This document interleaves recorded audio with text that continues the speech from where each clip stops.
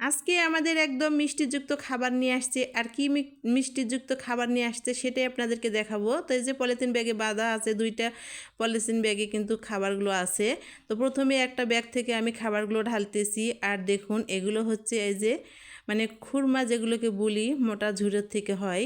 আর এগুলো হচ্ছে আরেকটা পলিথিন ঢালতেছি, সেটা হলো যে জিলাপি। আর দেখেন জিলাপিগুলো কতটাই মজাদার, খেতেও তো অনেক ভালো লাগবে।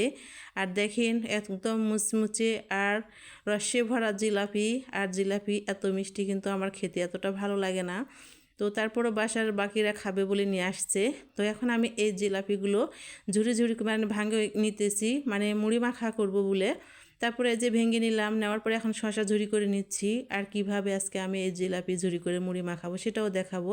তো এখানে রেডি করে নিলাম, বাটিতে মুড়ি নিয়ে নিয়েছি, জিলাপি ঝুরি করে নিয়েছি, চানাচুর নিয়েছি, সঙ্গে শশা নিয়েছি। এখন আমি দিয়ে দিচ্ছি সবগুলো। প্রথমে জিলাপিগুলো দিয়ে দিলাম ঝুরি করা, এরপরে দিয়ে দিচ্ছি আমি চানাচুর দিয়ে দিলাম।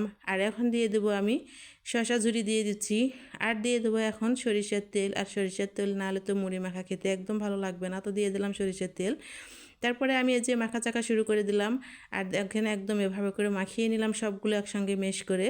মাখানোর পরে দেখেন মুড়ি মাখাটা আমার কতটাই খেতে লোভনীয় হয়েছে, আর খেতে তো অনেকটাই মজা লাগবে। তো সন্ধ্যার ভিডিও পর্যন্ত ছিল, সবাই ভালো থাকুন, সবাইকে জানাই শুভ সন্ধ্যা।